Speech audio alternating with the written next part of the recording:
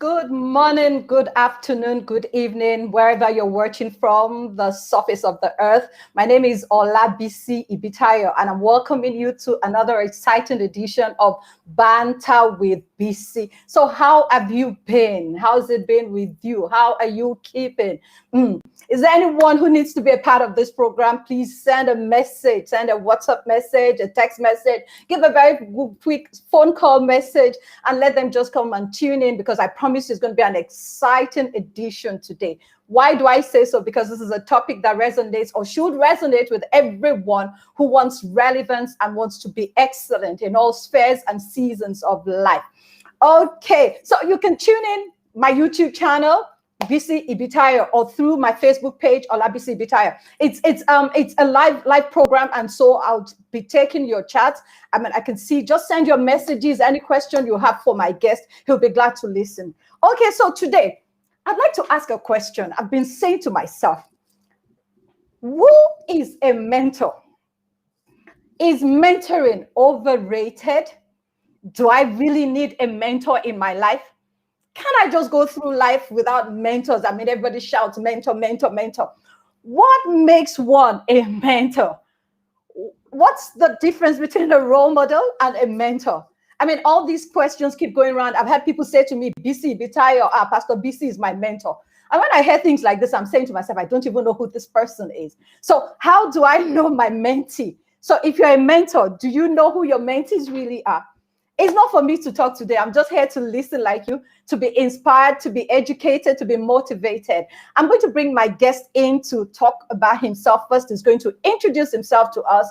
I'd like to welcome, please join me as I welcome Coach Triple A. So let's hear you. Good morning. Hi.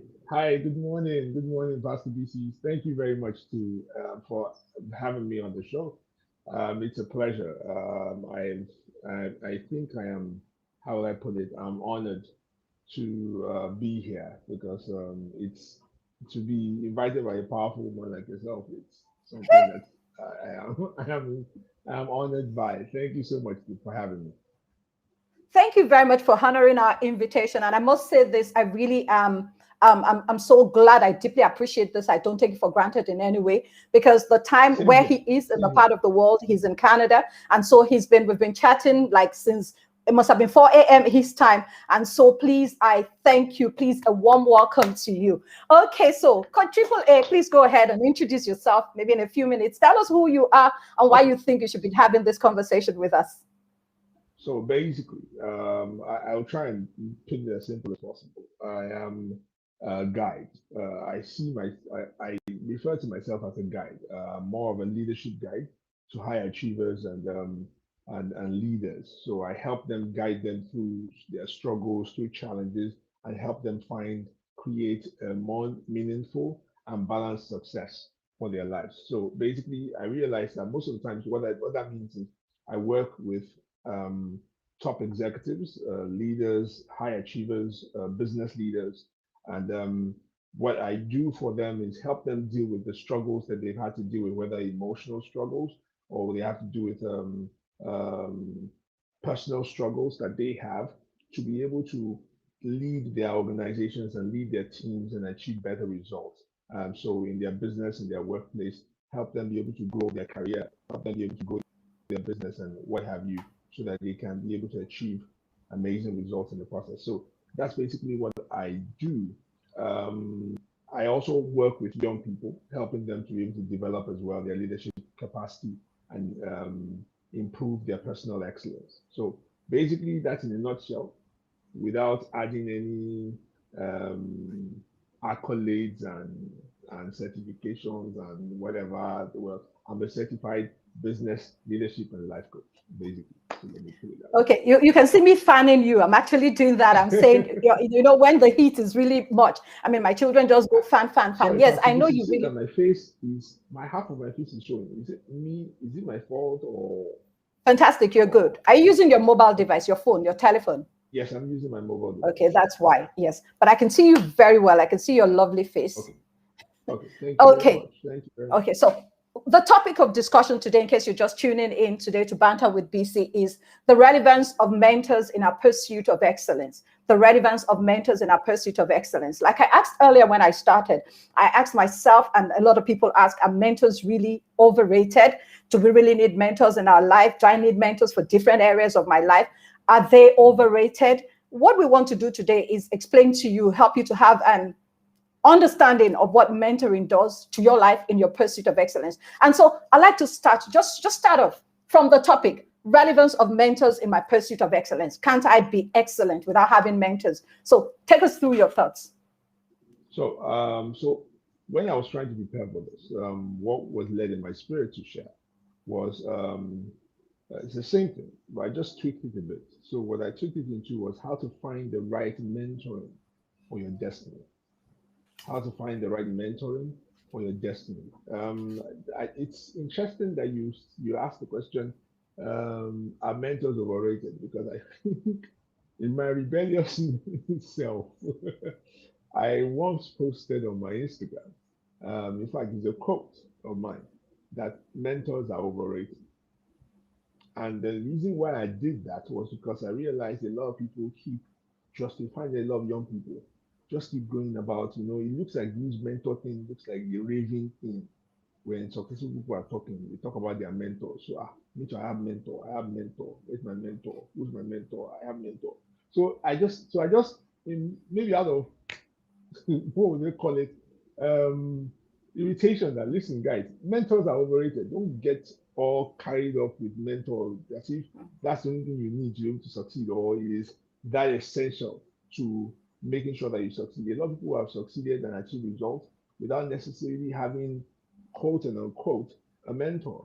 So, but then again, let's explain what mentoring really is. Does it mean that it's not important? It is very important. Mentoring has done a great deal in a lot of people's lives, including me.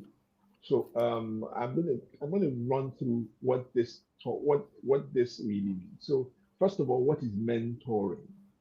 So you will find it very interesting that the origin of the word mentoring came from Greek mythology.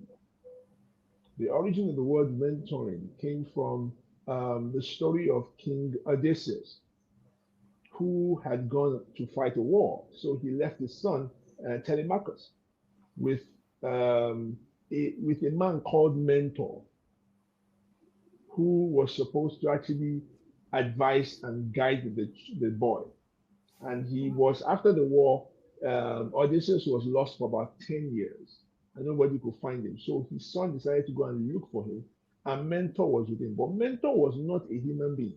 Mentor apparently was the goddess Athena, who took the physical appearance of an old elderly man who was called Mentor, that was guiding Telemachus, and then eventually guided Telemachus to find his father, and then they went to fight for his birthright, and which was the throne, which people were trying to use up, which was a very, very interesting story.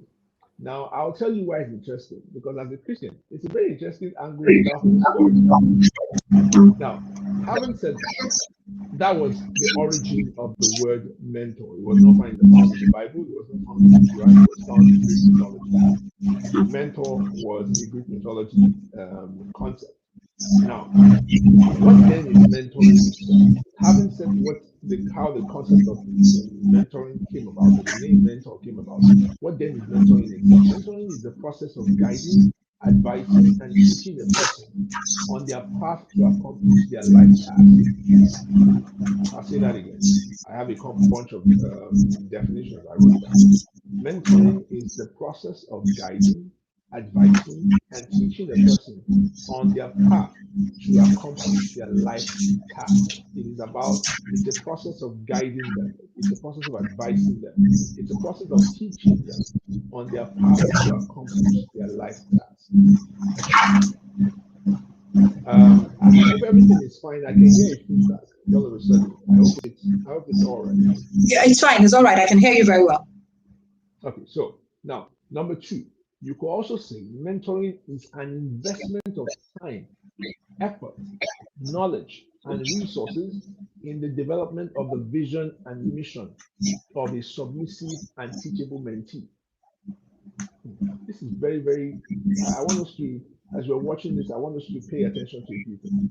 Mentoring is an investment of time, effort, knowledge, and resources in the development of the vision and mission of a submissive and teachable mentee.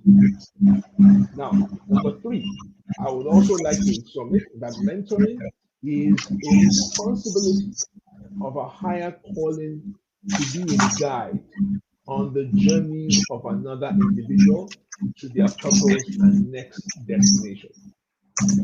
It is the responsibility of a higher calling to be a guide on the journey of another individual to their purpose and their next destination.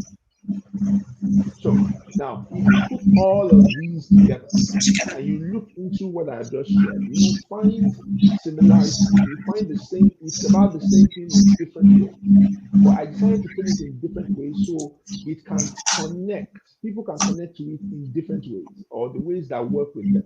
So, first of all, I said it's a process of guiding, advising, and teaching. I also said it's an investment of time, effort, knowledge, and resources in the development and the vision of a submissive and teachable mentee. So that means you must be submissive and you must be teachable for you to be Absolutely. Mentoring is a responsibility of a higher calling. Now, this is also now talking about the mentor himself. That it's a responsibility. Key word, responsibility.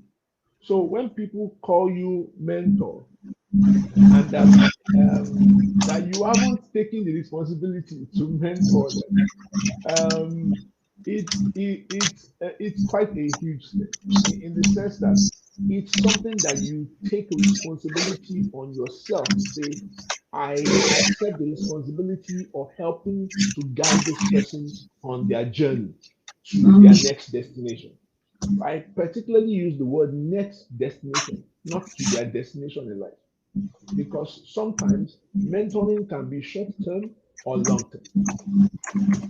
So you can have a mentor for a short period, and that mentor can be there for a long period. So that's why I said their next destination. So some mentors are there to just guide you to your next destination, and their job is done. No, so having said that, how many minutes do we have, Pastor Bisi, in total? Because I need to put a check on myself. Okay. Okay. So how many minutes do we have? I didn't get that. In total, let me just. 1 hour. 1 hour actually. 1 hour actually. Okay. Yes. So just go. Yes. Okay. Good. So now, so I want to share with us 8 things a mentor is. So I'm just going to be sharing a bunch of lists quickly and run us through those lists just to give us an idea. So the first thing is 8 things a mentor is.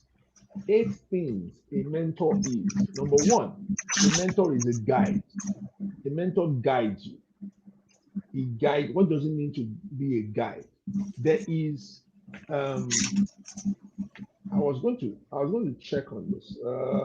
How many of us know who was the first man to climb the Everest? How many of us know who was the first man to climb? Pastor Bisi, do you know? Don't tell me. I don't remember now. Well, okay, to climb the Everest, I'm just going to check on him again just to be sure. Aha. So, Edmund Hillary. Edmund Hillary was recorded as the first man to climb the Everest. But this was the interesting thing. There was a man that actually helped Edmund Hillary climb the Everest. His name is Tenzin Norgay. Well, nobody knows Tenzin Norgay. Tenzin Norgay was the expert that knew how to climb the Everest, that actually helped him. More or less, you can say his guide. That's the key word I was looking for. His name is Tenzin Norgay. And Tenzin Norgay was the guide that guided Edmund Hillary in climbing the Everest. But nobody knows him. So, and that's a lot of times your mentor is in your background, but he's your guide. He's not sharing the spotlight with you. He's not necessarily standing side by side with you. Most times he has his own spotlight, but most of the times he or she has their own spotlight. But most of the times they're in the background. So he's not in your face. So, yeah. So they are more or less. He's more or less your Tenzin Norgay. He's more or less your Tenzin Norgay while you shine as the Edmund Hillary. So basically, it is what you call it. A mentor is a guide. Okay, a mentor is a guide. Secondly, a mentor is an experienced teacher. What I mean by experienced teacher is this: they have experience in the path that you are trying to walk. They are experienced in it, and they are teaching you based on their experience. So they are an experienced teacher. Number three, they are a counsel. They counsel you. They advise you. Number four, they are your confidant. So you should be able to confide in your mentor.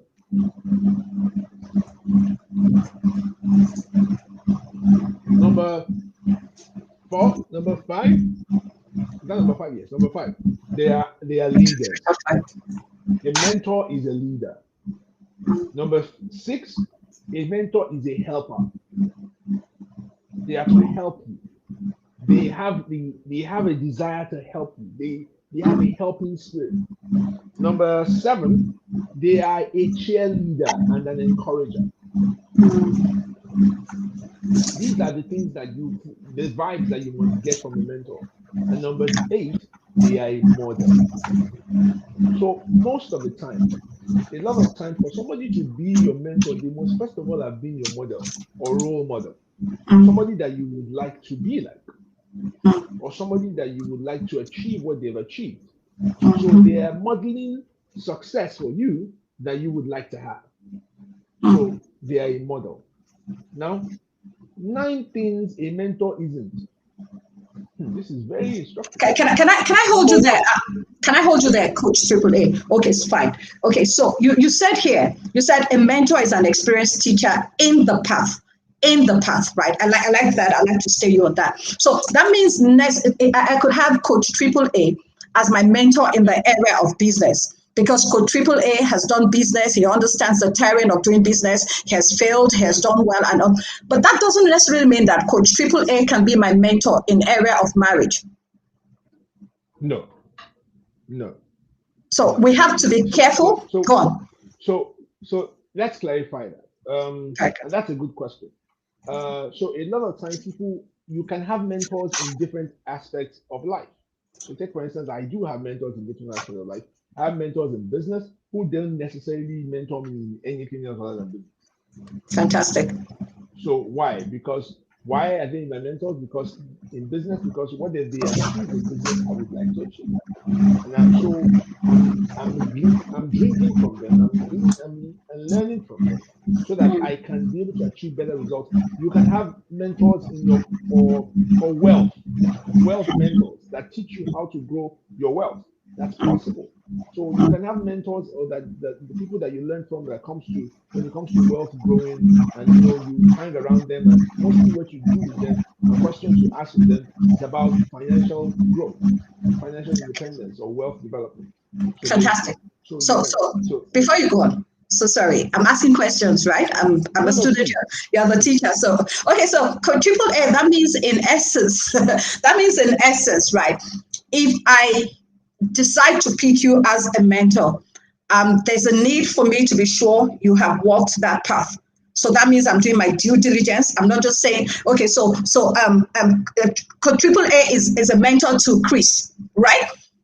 He's a mentor to her in the area of whatever, I don't know. So Chris is always going on about her mentor. And then I wake up one day. So I go, this Coach Triple A, that is Chris's mentor, I want him as my mentor. But meanwhile, in the area of need that I'm looking for some person to guide me, to counsel me, to empathize with me, to show me, to lead me, Coach Triple A probably does not have that experience. So that means I must be guided to be sure that in that path, in that area of need, this individual I'm hoping or I'm thinking to make a mentor must have walked that path before and not just from the books.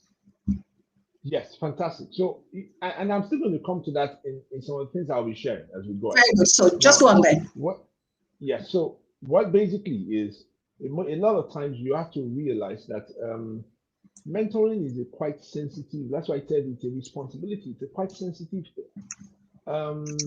It is, and that's why I titled this conversation as "How to Find the Right Mentoring for Your Destiny." So it's particular to your destiny. It's not just mentoring for success or mentoring for growth. It's about finding the right one that fits your destiny.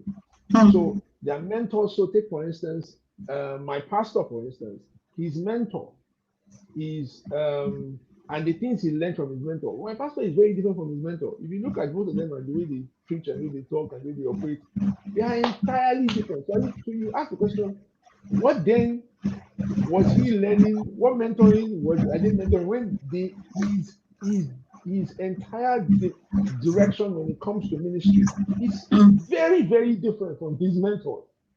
But I think that because when he keeps talking about it, he talks a lot about his mentors and what he gained from his mentor. I think what he gained was the ability to be able to grow in stature and capacity. That's right. Not necessarily in style. So you use that example, for instance, and see that, oh, so this man actually had his mentor, but in style, they are not alike. But in capacity, he is growing. If that mentor of his mentions his most, how would I say, the most grown sons of his, the ones that have grown capacity the most, he'll probably be number one or number two or number three, max. You probably won't be lower than number three. But if he's not number one, but he's been able to grow under that mentor, and what he needed to grow was his capacity and his ability, and basically that has what he has gained. But the style is entirely different. So that's why I said the mentoring for your destiny. So let me go back. Let me continue with the 9 things a mentor isn't. Number one, a mentor isn't a savior. A mentor is not a savior. A lot of people think, because especially back in Nigeria, when there's a lot of hardship, people are dealing through a lot of stuff, and then a lot of young people, when they think of a mentor, they are looking for someone to get them out of poverty or part of their challenges in life. So they just see, so when they see mentor, so mentor is, come and mentor me, sir. When they are saying, come and mentor me, sir, run from such mentoring. Because there is no mentoring those guys have in mind. They have something else entirely in mind. They are looking at you for somebody who will pay their bills, will help them meet their needs, and deal with their issues. And every issue that they have, they bring them to you. So a mentor is not a savior. A mentor isn't a lover. So you find situations as well with a lot of emotional attachment happen in mentoring. When you see when a guy is mentoring a lady or a lady is mentoring a guy, and then emotional what will I call it now? Will I say it's more of emotional attachment? Let me just put it that way. I can't find it, for lack of a better word. Emotional attachment to begin to appear in that relationship because, and then you begin to fall in love with your mentor. Your mentor, you should love your mentor, not fall in love with your mentor. So your mentor isn't your lover.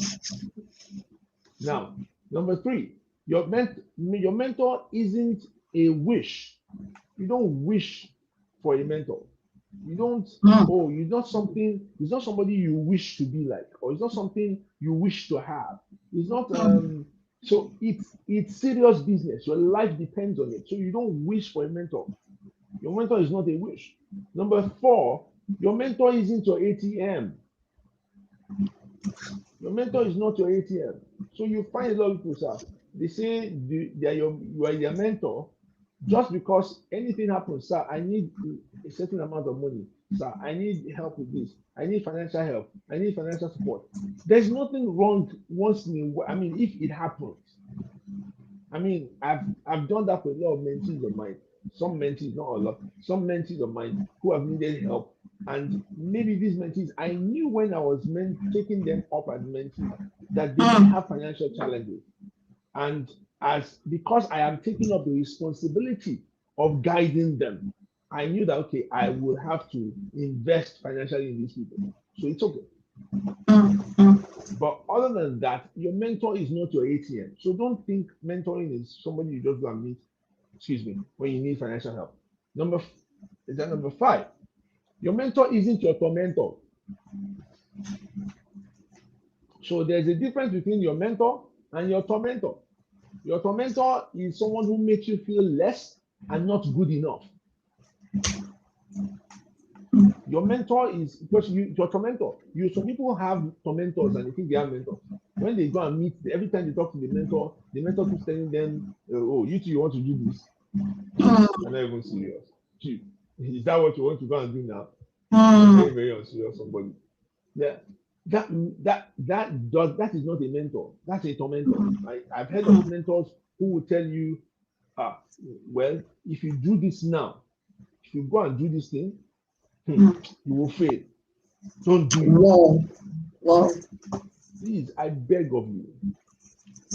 Mentors they might not agree with what you're doing, but they are, and that brings me to the final point. They are not in control of your life. So you also have to be very careful who is speaking into your life, who is guiding your life, because your destiny is very essential to God and essential to humanity. So your mentor isn't your tormentor. Your mentor isn't always right. Your mentor isn't always right. Your mentor is a human being. So they will speak as human beings at times. They will be emotional. They will say things that they think that they are correct about, but they are not always right. So don't have that mindset that because your mentor said it, then it must be correct. No.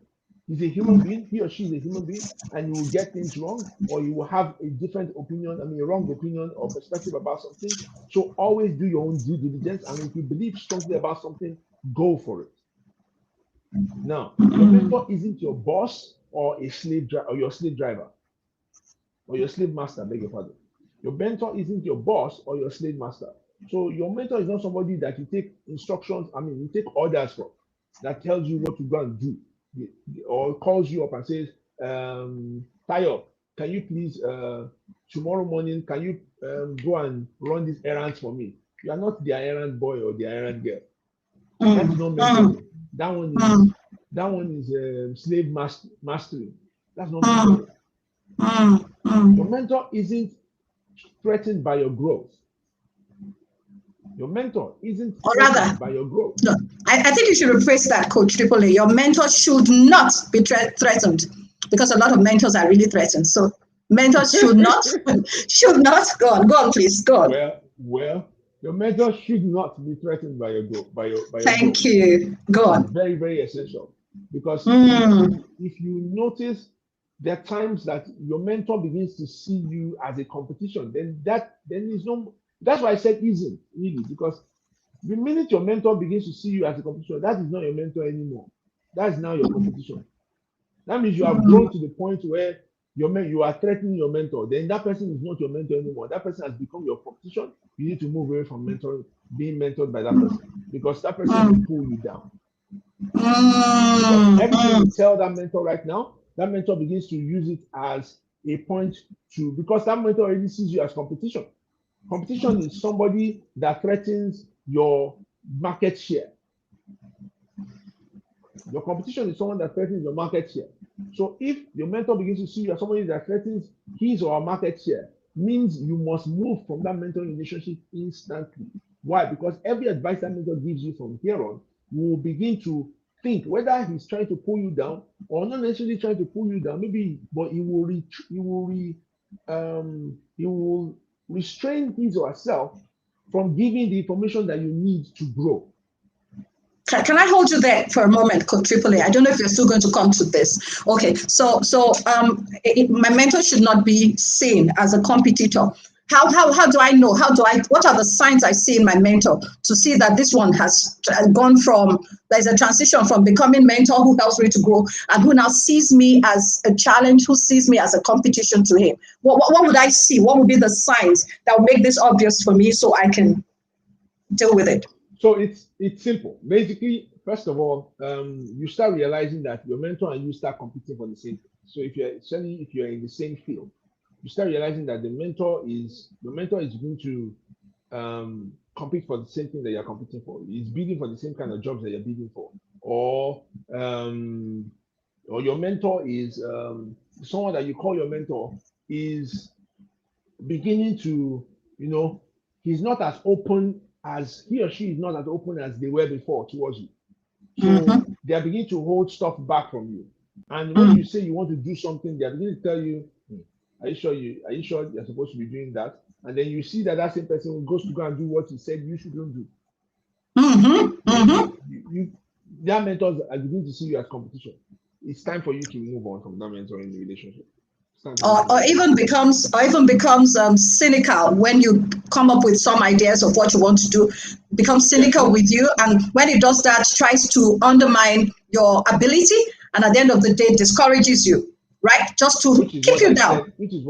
Pull him down syndrome. I was talking about when I said that your mentor shouldn't be your tormentor. Fantastic. Please go on. This mentor is already tormenting you. It's not mentoring you anymore. And then the final thing on this particular list is your mentor isn't your God.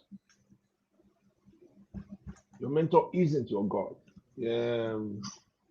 And there's a Yoruba song that they used to sing, I used to love. You walk all me. You walk all me. O sin sọ̀rọ̀ bí elédùmarè. You walk all. Can you please translate that? You are not my creator. You are not my creator.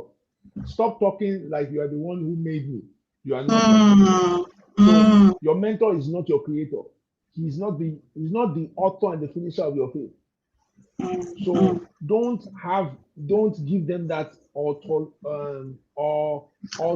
ultimate position in your life, because if you do that, you have turned that mentor to a god, and that mentor has become an idol. Okay, so you need to be careful. Okay, because this is a live chat, I have someone here is asking a question. Busaya Kerala is asking, I think there's a link between the mentee's growth becoming a threat also to the mentor, which then makes the mentor become a competitor. Okay, yes, okay, I get you now. So he's agreeing with you, exactly. So thank you very much for that, Busaya Kerala, yes. But can I flip this? Can I flip this? So sorry, Coach.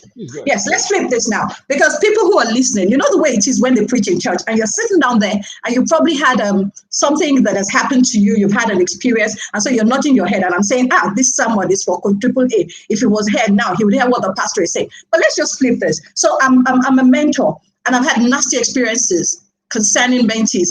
Do mentees also get to the point that they begin to see themselves as competition? They begin to feel like, okay, I've arrived, we're in the same league. Can we flip it now before they run off, so we can all hear this? So let's hear you on that. So I will still come. I still have some stuff I'm going to share basically on that. Okay. I'm coming to that, but so very good. Let me just point to that, just in case I didn't go there. I don't go there. Let me point to this. That sometimes, so there's a difference in between sheer arrogance and ego, and actually beginning to compete with your mentor. You can actually grow to the point where you grow to the level where you are competing with your mentor. It is possible. Now, in a positive way. In a positive way. Yeah, in a positive way. Now, at that level, what that means is that you have got to that level where, okay, I'm now trying to get certain jobs with this mentor of mine. So what do I do now? You have to now be observant. It's possible that mentor, right? That mentor can still be your mentor if the mentor is in the right way, doesn't see you as competition. So because the mentor has experience and years of experience, that there's Yoruba saying that you can have clothes like an elderly person, but you can never have rags as much as an elderly person. So the amount of rags, the amount of clothes that elderly person has used you have not used up to that level because you've not lived that long anyway. So it's possible that you and that mentor you could grow fast. It's possible. You could be the raving guy in the market. So I was having a conversation with a mentor of mine who was telling me about another prodigy of his who they were bidding for a job, and he was telling me how they had gone for this particular job, and in the long run the company picked the mentee. Why? Because the guys, and he was telling me, he said, you also have to know when your game is done in a particular area. And that's a mentor. Because he knew when his game was done in that area. When it wasn't because he competed with a mentee. That wasn't the problem. It's the fact that they picked the mentee over him. That's the problem. Why?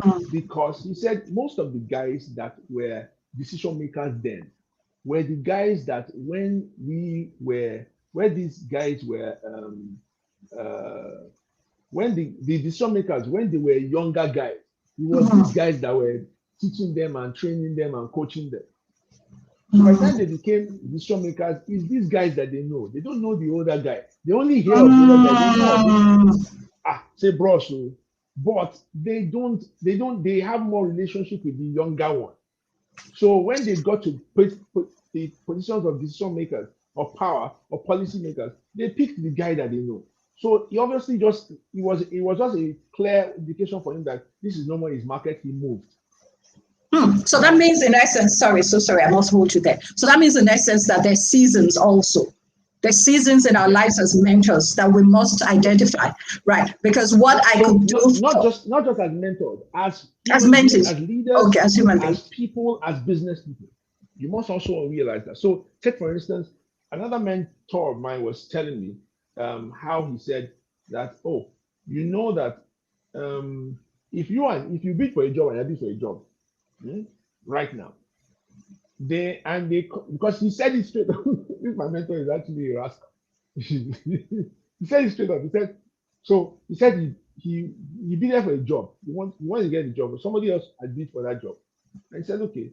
So they now called and said, sir, this is the job we want to do, but we're also looking at social and so person to get this job. And he looked at them and he said, ask that person. I trained him. And when he said that, he said, oh, okay, no problem. But they gave him the job.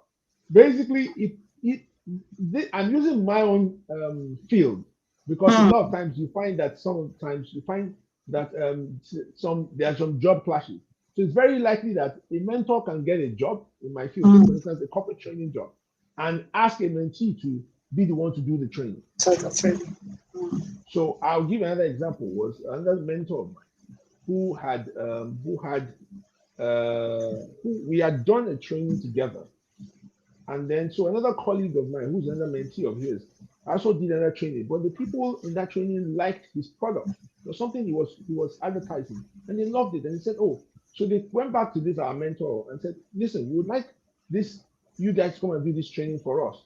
So my mentor now called him and said, come, if you're going to do this training for these people, how much will you charge? At that time, I'm talking about 5-6 years ago. At that time, he said he would charge them about 300,000 or so. I said, okay. The mentor said, okay, no problem. Okay, so anyway, I have negotiated with them. I've charged them 1 million. I'll give you 600,000 after that. Now, from somebody who was going to charge 300,000, and then the mentor had already done it because the mentor negotiated based on his capacity. When he was his own capacity had not grown to the level of charging $1 million at that time. So, and those guys gladly paid. They didn't even question. Why? Because that's his brand. They recognize it. They talk to him and they know that this is what he's worth, and they gladly paid it. So there is that capacity that you have grown into, that your mentor is, and there's a capacity your mentor is, and there's a capacity that you are in at the moment. So even if you are in the same market or you are competing for similar things with the mentor, if your capacity does not Your capacity will probably not achieve, will not be able to command certain fees and command certain things that person's capacity can. TD Jakes said something. He said, if I wanted to destroy any young pastor under me, he said, it's simple. I'll vacate my seat for him. That's a powerful statement, man. That I will vacate my seat, my office for him. He said the pressures that seat carries, if a young pastor sits on it will collapse him. It's not just a fine chair and a fine office. There's a pressure that is behind that chair. If you sit on it before your time, you will die. It's just because it's not. It's simple analogy. How do you boil a frog?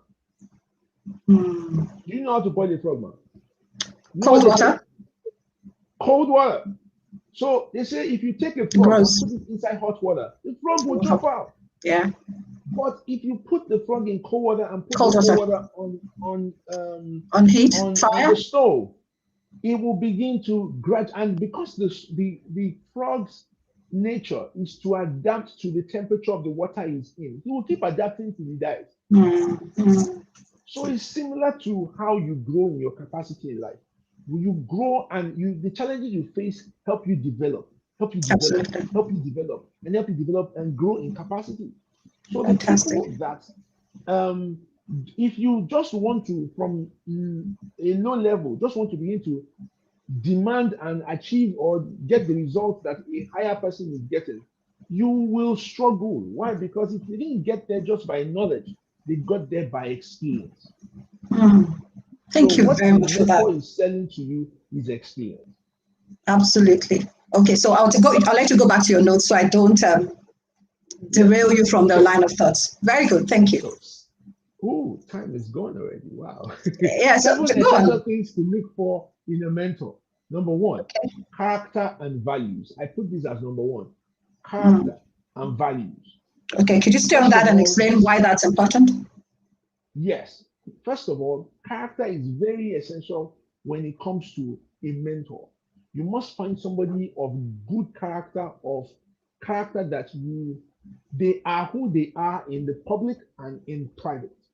Because you are going to pick things. A mentor of mine said to me that who mentors you is set from the spiritual standpoint, that the person who mentors you, they transfer their spirit, some of their spirit into you. So you have to be careful who mentors you. When you say one of the ways to know the right person with the kind of spirit the person has is by their character.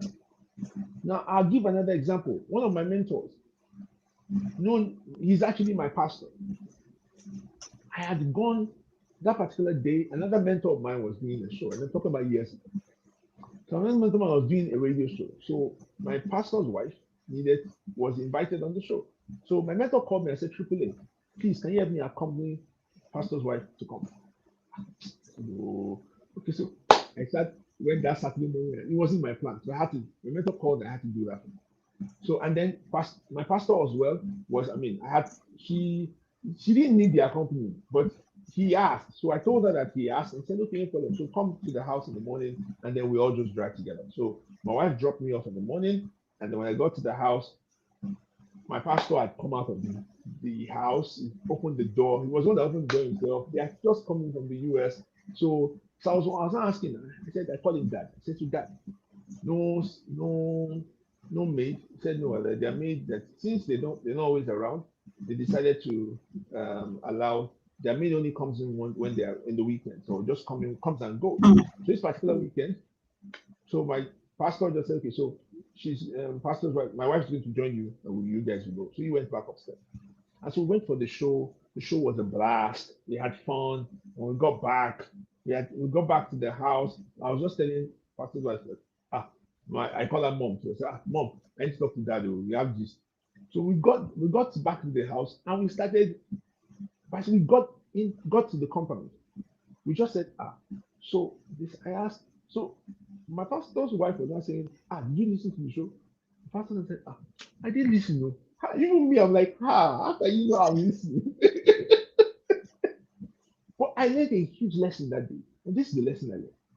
Now, I have known him to be a very humble man, but that day, he took it to another level for me. And what was the lesson I learned? He said, they have been doing matter ministry. I said, Dad, which one is matter ministry?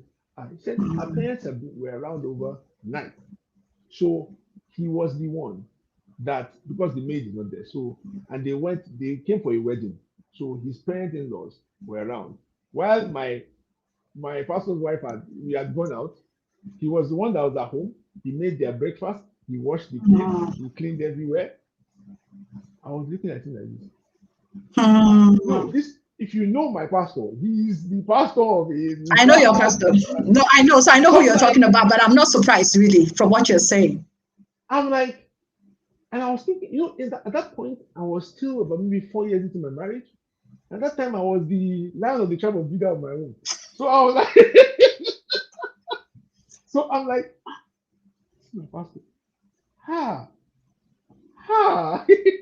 It wasn't his parents he did this for. The caring was for his in-laws. So the character and value.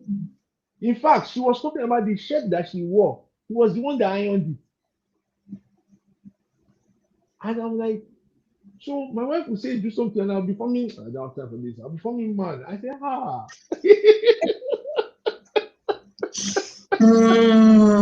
Did he have to say anything to me? No.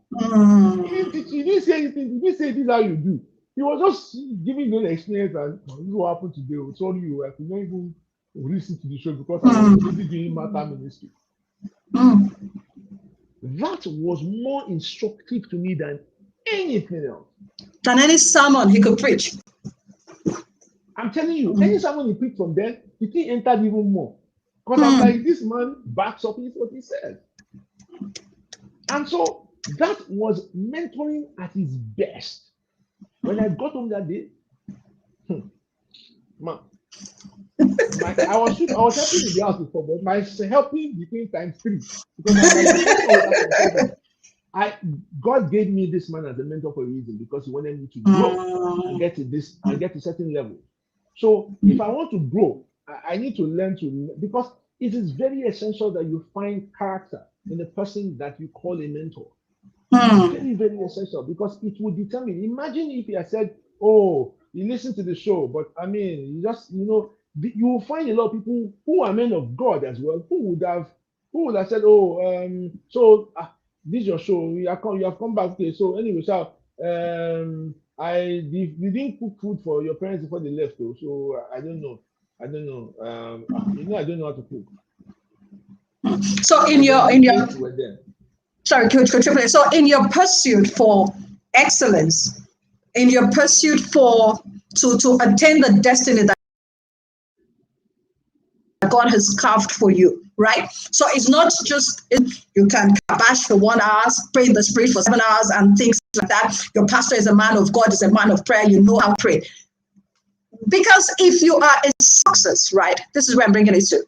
You're a success on the pulpit, and your character and your relationship with your spouse, male, female, either way, talking to the man, whoever is listening right now, is flawed. By virtue of you watching and listening to a mentor who has a flawed character, spiritually deep, so to say, man of God, prayer, but he doesn't have value for relationships. He's not courteous. He's not caring. That would ultimately have rubbed off on you, and that would have moved on to your wife. And so you're an amazing person. People are clapping for you as a man on the pulpit, firebrand. Meanwhile, in the other areas, and so this affects our overall destiny. Right? I'm bringing it back to the way. Yes. You know why? Because your mentor is your standard. Absolutely. Thank you. Your mentor is your standard. And there's a subliminal influence that your mentor has, which is not, you might say, oh, don't worry, I'm not like that.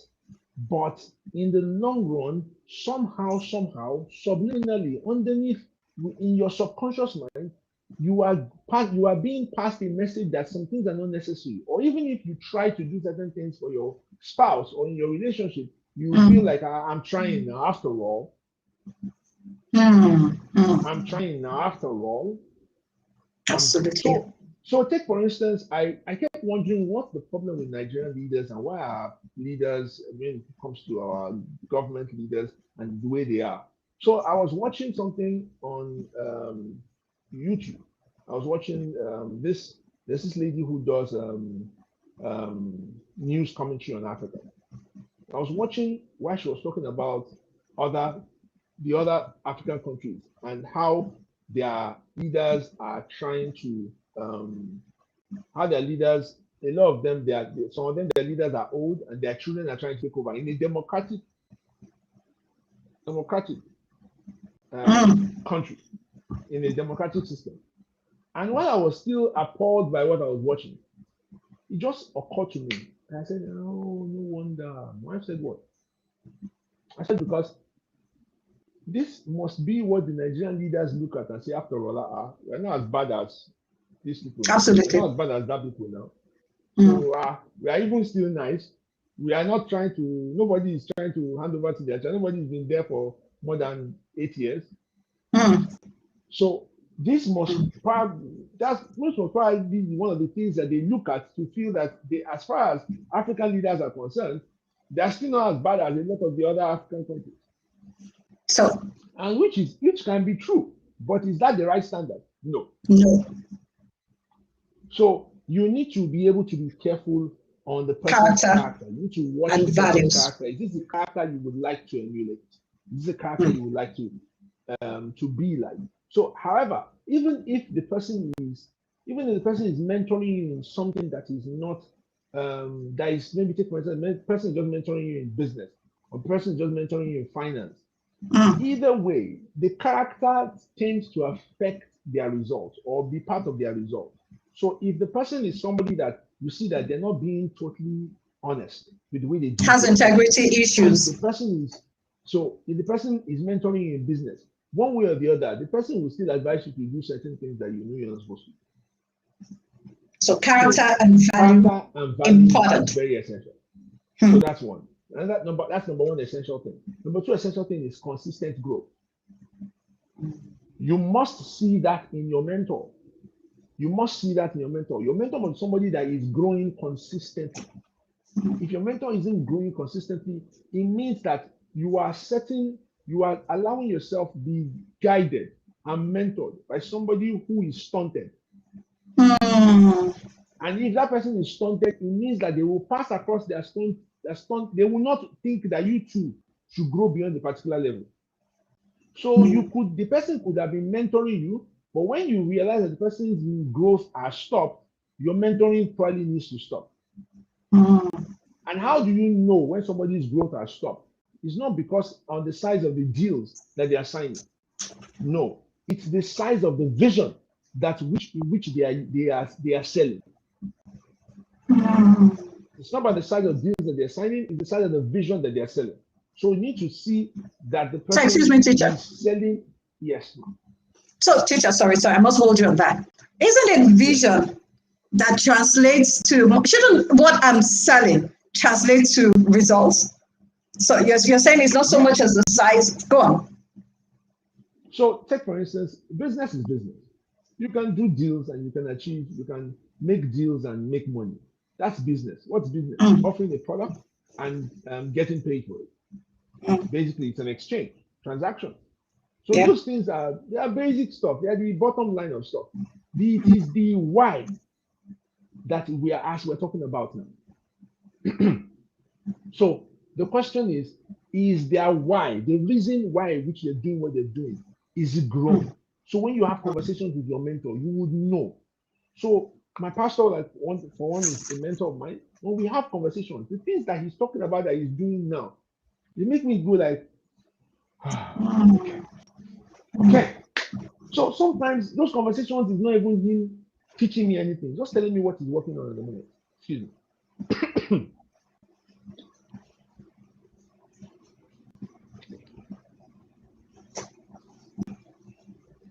Please pardon me, I get dried mouth easily.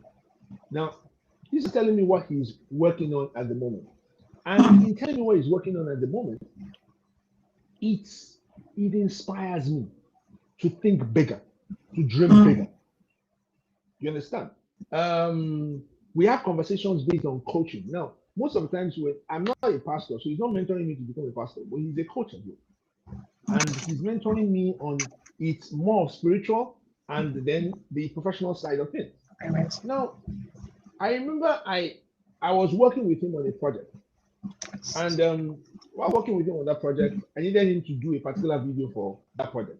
So he was around, he was shooting videos, he was busy. So, but we had agreed. We had a meeting and we had agreed. So I said, okay, I was going to come in. But when I came in, he was doing recordings for something else. And within that process, I could see what he was going through. He was changing his clothes. His PA was helping him change his clothes, and he was still eating a snack and drinking, taking a drink, and just to be able to just to get some energy to continue what he was doing. And I stayed and I watched. And while that process, I asked him a question. I said, "How do you do this?" Because it's overwhelming. Sincerely, just by watching him be, by watching him be who he was meant to be, by watching him be who he is, it's overwhelming for me to watch. I'm like, wow, how? And he said something that was profound for me, and he taught me something of the points. See, the first experience I said to you, he was not teaching anything; he was just telling me what he did, and that was his character. The next thing he told me was about a lesson on growth. He said that you must be willing, you must be able to have people that you can delegate to. He said, but delegation is not a reason for abdication. That you abdicate your responsibility because you dedicate to me, you abdicate your responsibility. Those people are expected to give you feedback consistently, and you are supposed to. If they don't give you feedback, there's an agreement. They don't give feedback at a particular time. Something has gone wrong, and they themselves know. So there's a structure in place. He said he came to church one time, and he had arrived. He has not been around for a while. He came and he arrived. He saw some things that were not working, and he said, he wanted to talk about it. He said, leave it. He said, what? He said, if you don't let them know that you trust them to do it, they will keep trying to do it in your way, on your shadow. Let them do it. And so those conversations are what I call our teaching moments, where he's teaching me how to be able to grow a team. Now, my team members will tell you now that, AAA is one of the best bosses ever. It's not because I always rub their head, but I demand excellence from everything that we do. And we create a structure that helps them be able to excel. One particular day, I walked into the pastor's lounge. Just say hi. I walked in the pastor's lounge, and somebody said, you guys did a major program. And the pastor was not around. The pastor of this church did a massive program. One major program, the pastor was not around. You guys are awesome. And one of the pastors responded instinctively, just responding to him. He said that when there's a template, you cannot fail. I said, my God, that is somebody that is being structured. So the growth is based on a template and is consistent.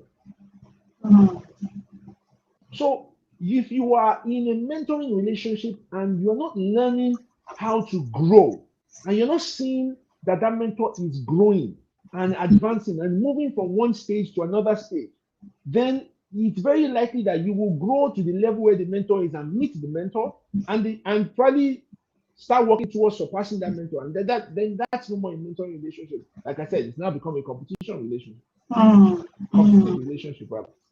So number 3 is another thing essential thing you must look for in a mentor is genuine love for you and interest in your growth. Genuine love for you and interest in your growth. It's very essential that you find this in your mentor. Your mentor you must see that the mentor really loves you or cares about you. And love is not something you can hide. If the person really loves you, you see what the person is doing for you and checking up on you and having conversations with you. Recently, my pastor's wife still dropped something on my comments on Instagram, and everyone was laughing at me. And it's fine. You see genuine love, that she loves me and she's checking on me and she's teasing me, but she's checking on me. And she's asking you haven't been checking on her as well. Yeah. I read it. So, so you find that and you see that That's genuine love. And if it's not there, the person cannot be able to carry out the duties of a mentor effectively. So you must find genuine love and interest in your growth. Number 4 is encouragement. Your mentor must always encourage you. And I say this not because I purposely did not mention correction or chastising you. Sometimes your mentor can correct you and chastise you out of love. But what matters is that it is out of love. And you can genuinely see that this was a love chastisement. It was a love correction done in love. So a correction done in love. Okay. So encouragement here we mean must be your one of your major cheerleaders. Okay, you rise, you fall. It's not always perfect. If it works, if it doesn't work out, he says to you, okay, go on, Coach AAA, you can do this. This didn't work out. Some others will work out. And so you're not always at your lower. Yeah, very good. That's important. Yeah. That's number 5. 5. Right? Number 4. That's 5 now. We're doing so. Character and values, consistent in growth, the genuine love, encouragement. So we're on 5 now. Yes. Number 5 now. Number 5 is inspiring beliefs and mindset. Now, your mentor must have beliefs and mindsets that inspire you. The mentor's beliefs and mindset must not be something that draws you down every time. He must inspire hope. He must inspire a better opportunity and growth inside of you. So their beliefs and the way they think, the things they believe and the way they think must be things that inspire you. When they talk about their beliefs, you must lift up your spirit. Okay, so because it's from those mindsets that you're going to learn from, you're going to drink from. Number 6 now is willingness to share willingness to share the know-how with you. Willingness to share the know-how with you. It's very essential that your mentor is willing to share their know-how, what they know, and how they know it, how to go about it.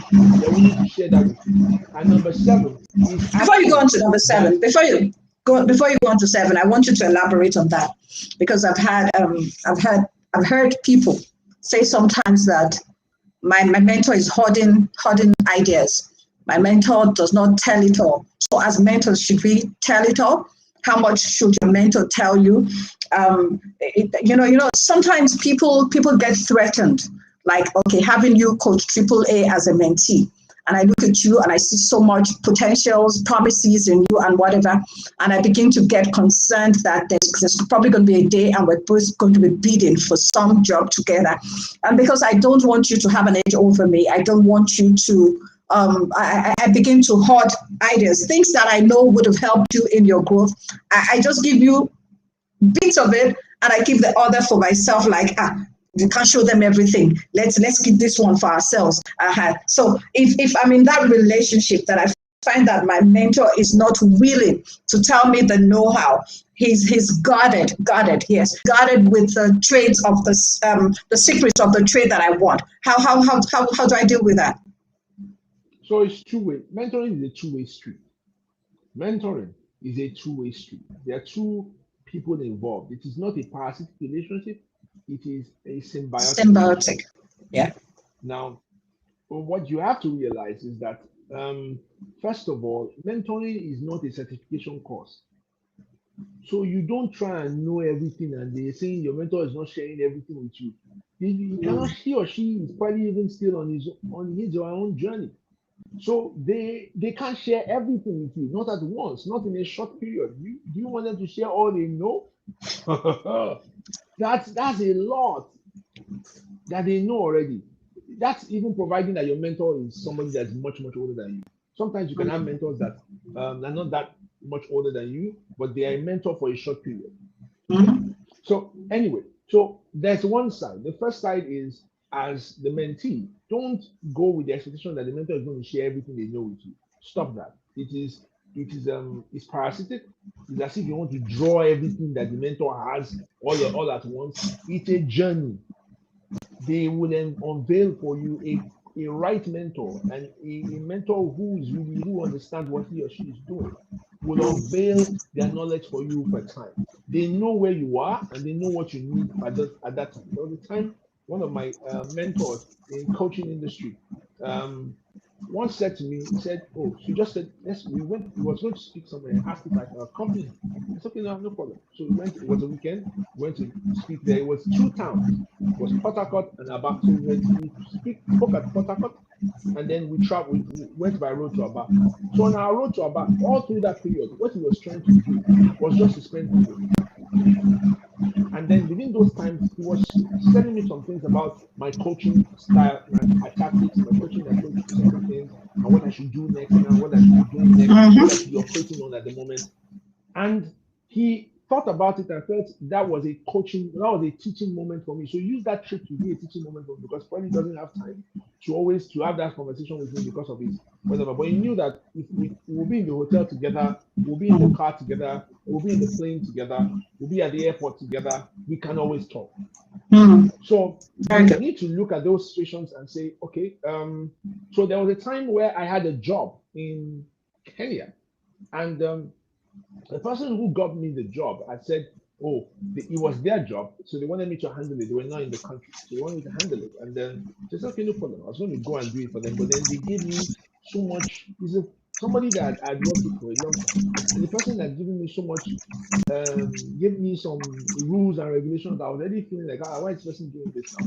So I asked my mentor. My mentor said, "Go ahead and do it. That it's first of all, he's only protecting his interest," which made sense to me eventually.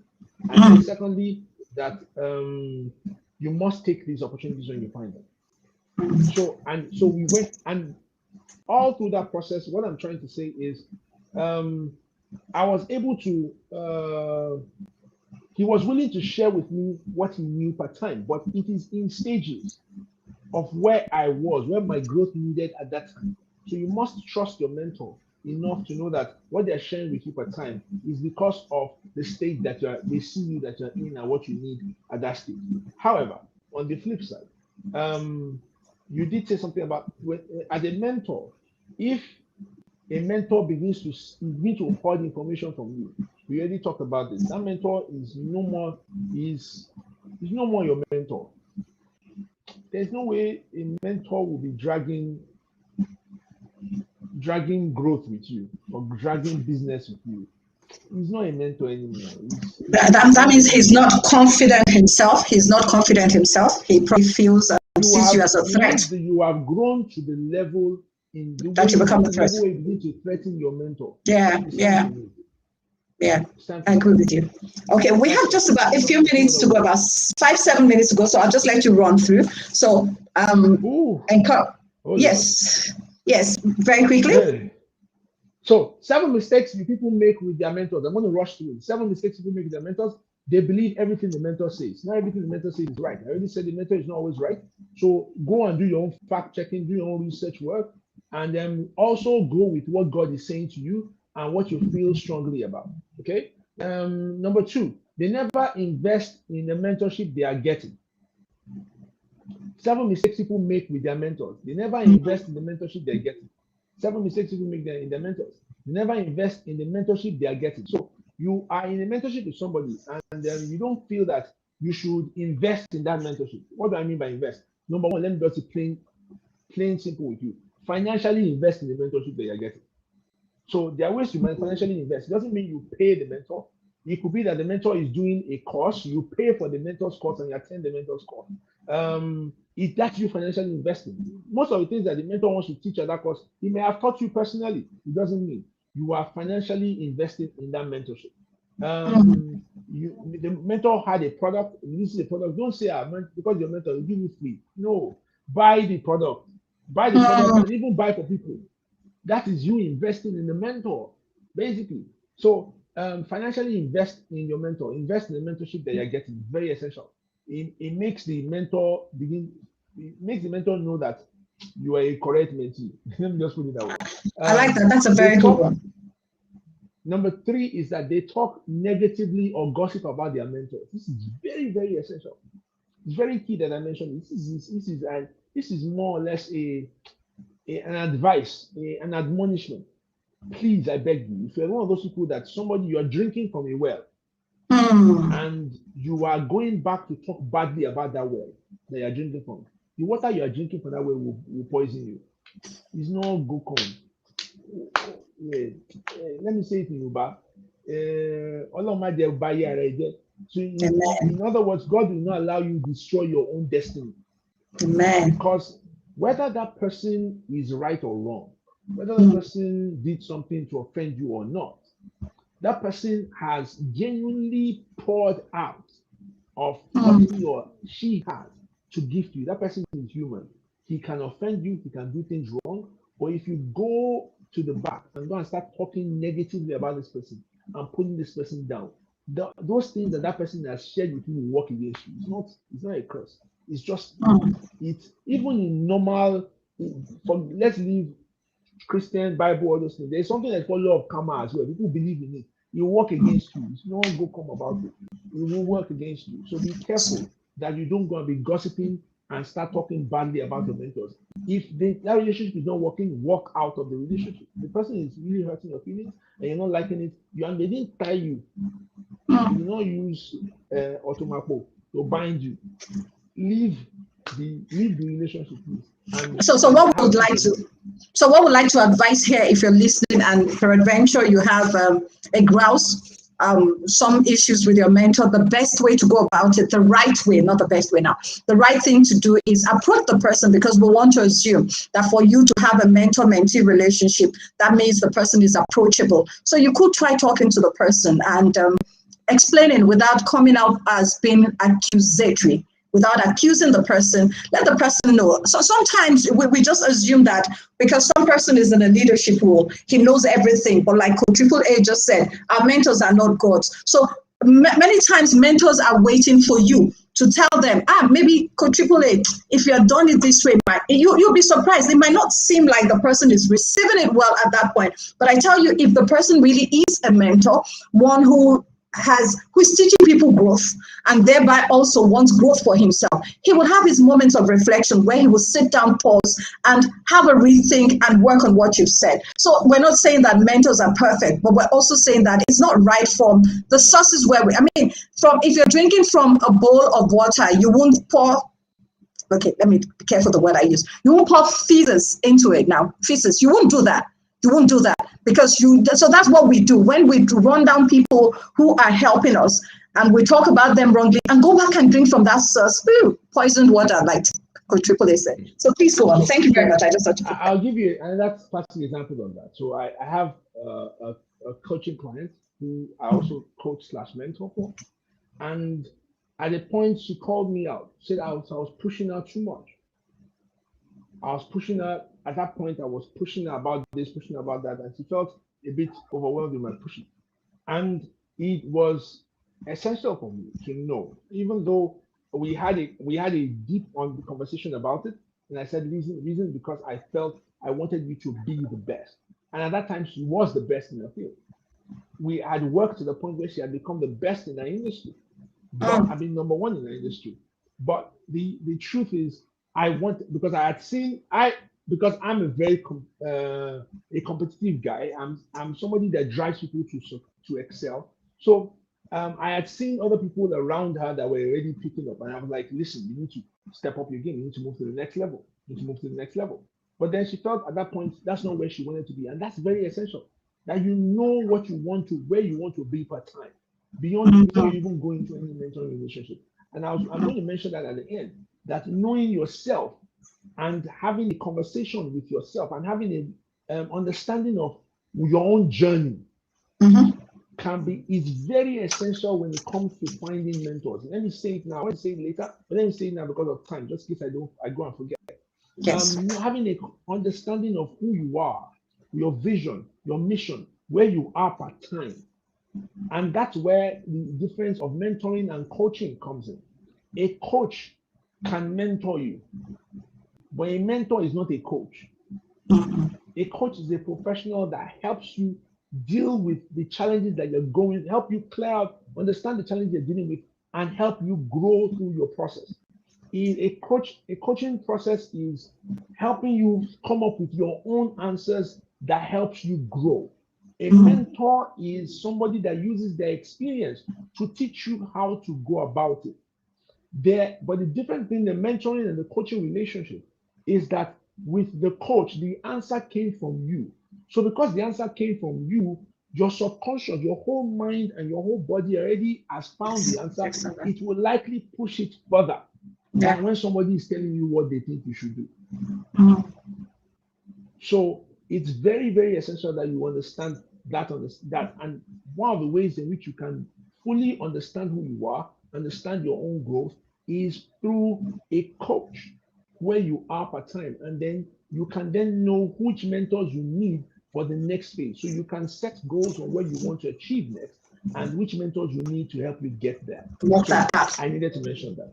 Now, they ask another 7 mistakes people make with their mentors is that they ask their mentors permission before they make a move for their life. Your mentor is not your God. You don't need to start asking your mentor for permission before you make certain moves. People are too afraid at times to be able to make their own decisions. And so they begin to just, everything that they want to do, they don't see their mentor first. If they don't see their mentor, they won't take action. Your mentor is not your God. You need to have your own relationship with God. Know who you are, know where you should be part-time, and make your own decisions based on that. Number 5 is number 6. Your number 5 or 6.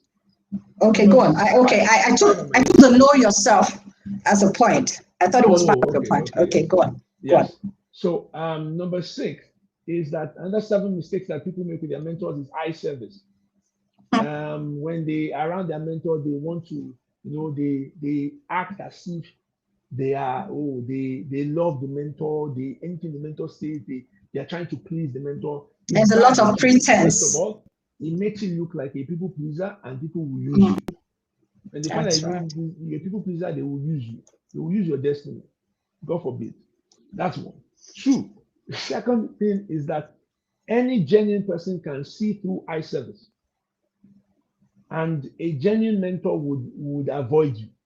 Because when he knows, because once you are doing eye service, it's very likely that you're not totally being honest.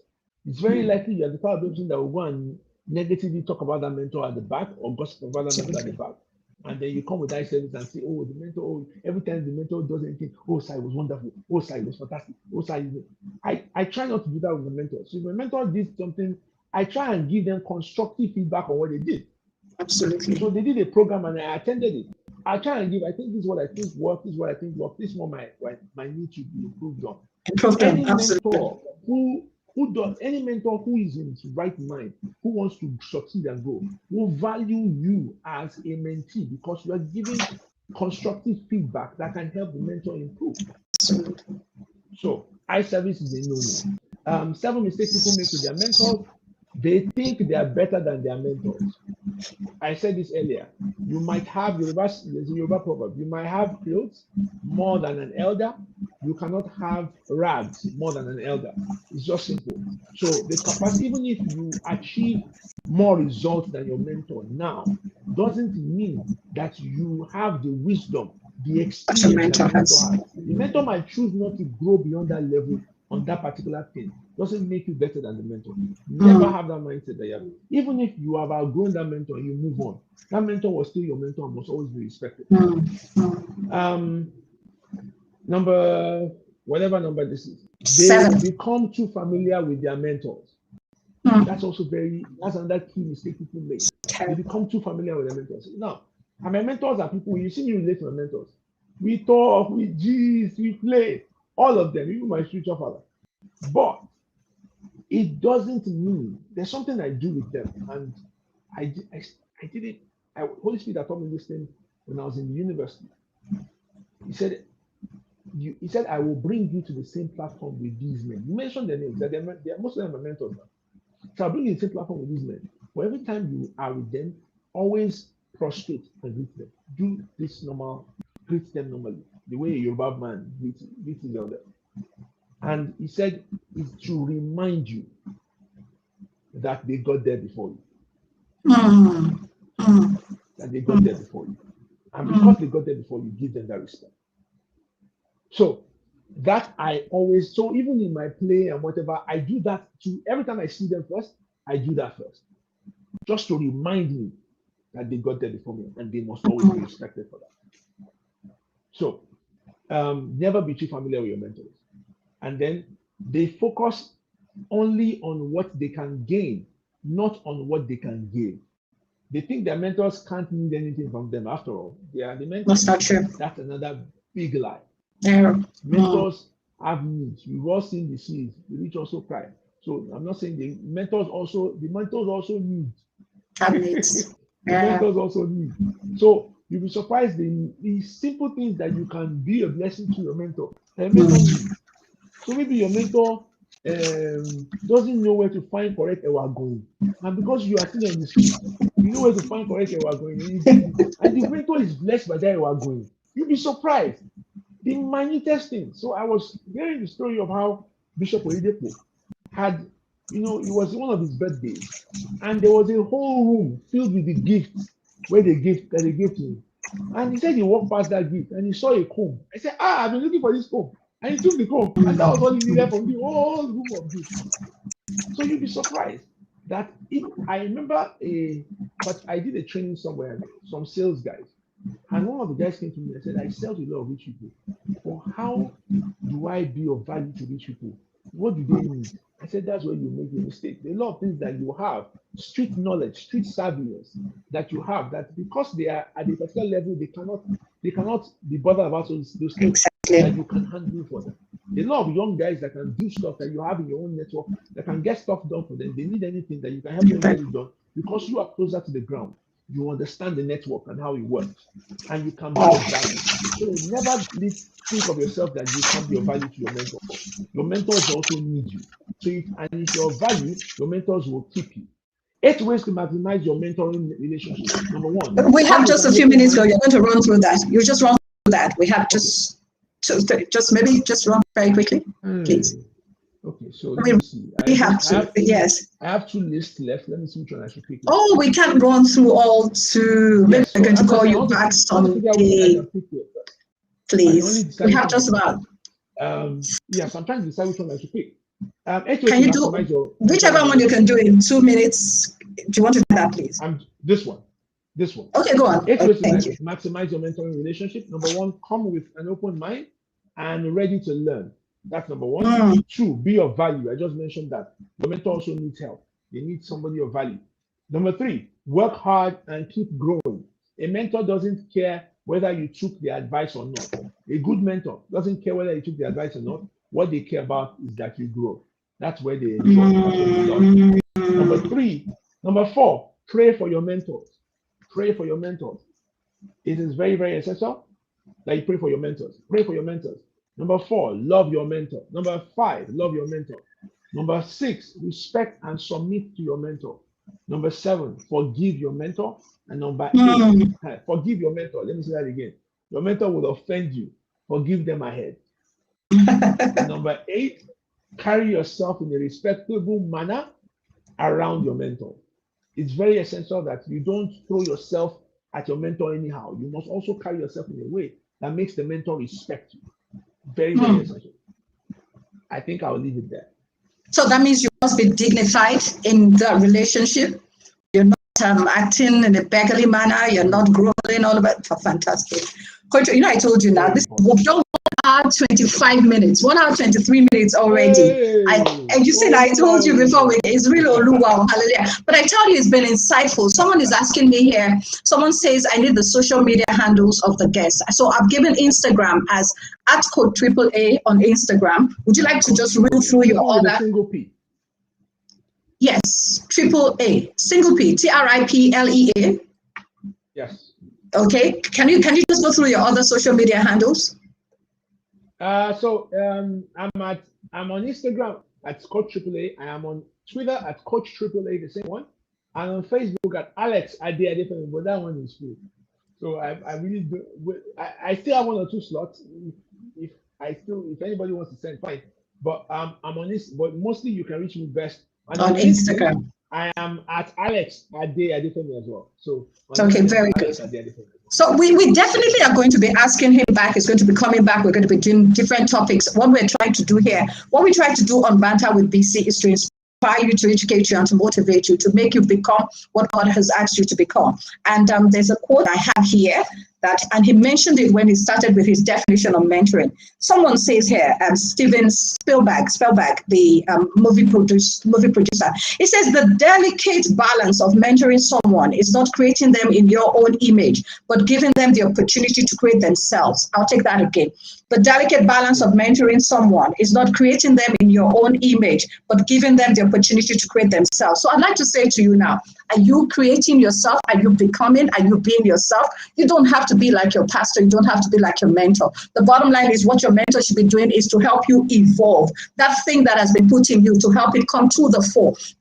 You can't be like your mentor totally. No, it's not that way. There is a uniqueness. When he started, he talked in his definition. He said something about mentoring being is the ability to do the task that you've been fashioned to become. So I'm saying that every person out there has a task that he has been fashioned to become. There's something that you're meant to become. So you need someone in your life who will help you to evolve and to become that person you are meant to become.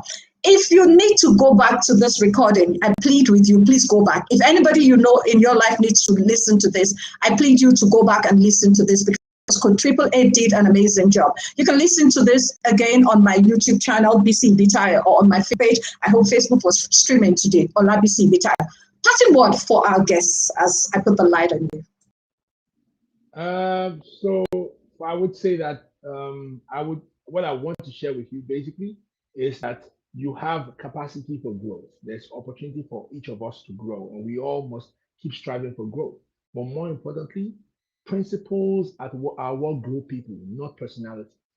Principles are what grow people and not personalities. So you must put that in the back of your mind. So what you're learning from a mentor, what you're trying to get are the principles of growth, not the personal. Your personality is who you are. Remain who you are, be who you are. Let me also say that I am also running what I call the Clarity Sessions with AAA.